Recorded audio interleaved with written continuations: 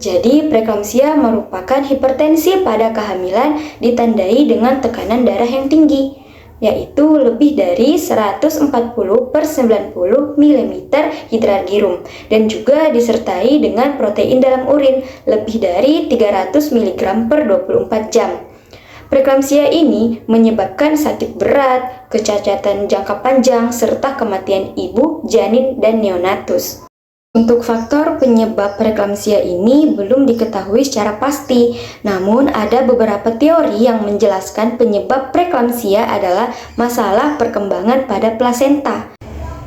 Adapun faktor yang dapat meningkatkan resiko preeklamsia yaitu kehamilan pertama, usia ibu hamil di atas 35 tahun dan kurang dari 20 tahun, obesitas, hamil kembar, hamil dengan jarak kurang dari 2 tahun atau lebih dari 10 tahun, riwayat tekanan darah, kehamilan hasil bayi tabung, dan yang terakhir ada gangguan pembuluh darah. Adapun gejala dari preeklamsia adalah yang pertama, tekanan darah tinggi lebih dari 140/90 mm hidrargyrum, dan yang kedua, urin mengandung protein sekitar 300 mg per 24 jam. Yang ketiga, ada edema kaki atau bengkak. Yang keempat, ada nyeri kepala atau migrain. Yang kelima, mual dan muntah. Nah, mual dan muntah ini berbeda dari mual tanda kehamilan atau morning sickness yang hanya berlangsung selama trimester pertama. Dan yang keenam, ada nyeri epigastrik, nyeri di area perut, tepatnya di bagian bawah tulang rusuk sisi kanan.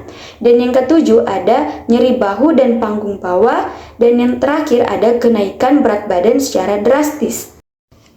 Nah, pada ibu hamil yang mengalami preeklamsia, pada saat menjelang persalinan akan mengalami yang namanya kecemasan. Entah itu kecemasan terhadap dirinya sendiri ataupun dengan anaknya.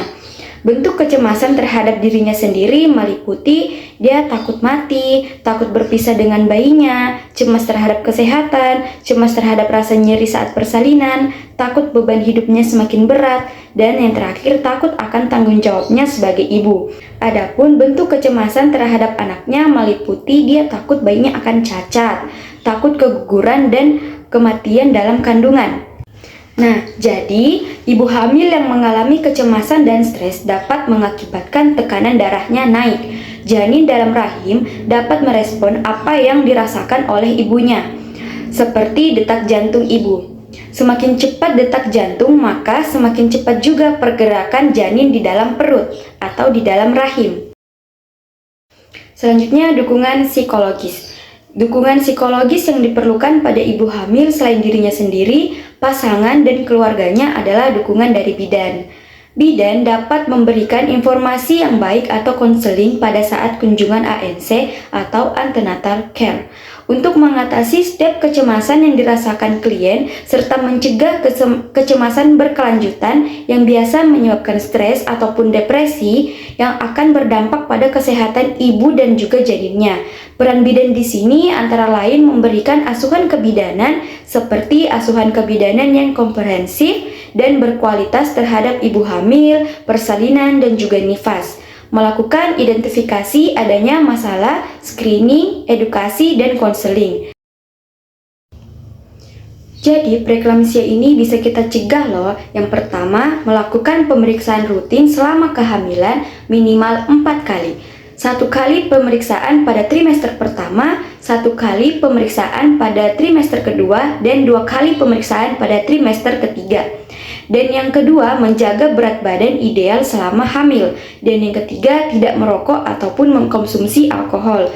Dan yang keempat, rutin berolahraga. Meski sedang hamil, ibu juga disarankan untuk melakukan olahraga ringan untuk menjaga kesehatan tubuh serta janin dalam kandungannya. Rutin berolahraga dapat mendukung proses persalinan agar berjalan lancar. Adapun bentuk olahraga yang disarankan pada ibu hamil, yang pertama ada yoga. Yoga untuk melancarkan pernapasan, melatih kelenturan tubuh, serta mendukung persiapan panggul ibu saat proses persalinan nantinya. Selain itu, yoga juga bisa membuat tubuh dan pikiran ibu menjadi lebih rileks, sehingga ibu hamil terhindar dari yang namanya stres. Dan jalan kaki. Untuk melancarkan peredaran darah dan kerja jantung, ibu hamil bisa berjalan kaki selama 30 menit. Dan cobalah berjalan kaki dengan santai saja. Dan yang selanjutnya ada senam hamil. Jadi senam hamil ini meningkatkan kelenturan, stamina, serta kekuatan tubuh ibu hamil. Dan yang terakhir ada olahraga pilates. Jadi pilates ini untuk membantu memperkuat otot-otot tubuh serta memperbaiki postur tubuh ibu hamil. Yang kelima, menjaga kadar gula darah normal apabila menderita diabetes.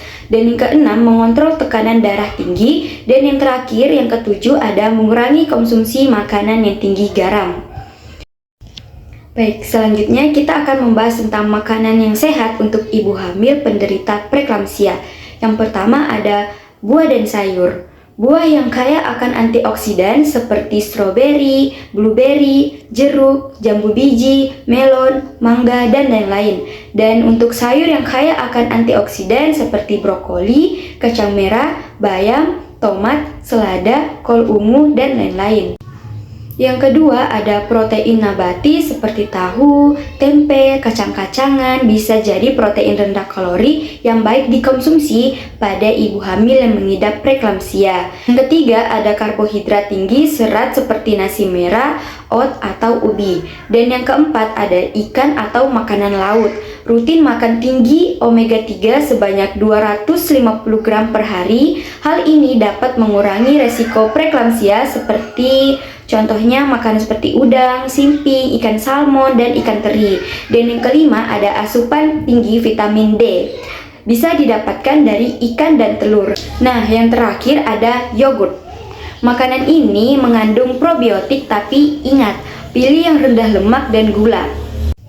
Pada penderita preeklamsia, usahakan hindari makanan dan minuman seperti segala jenis gorengan atau makanan yang digoreng, makanan cepat saji, makanan instan, makanan beku, minuman manis termasuk soda.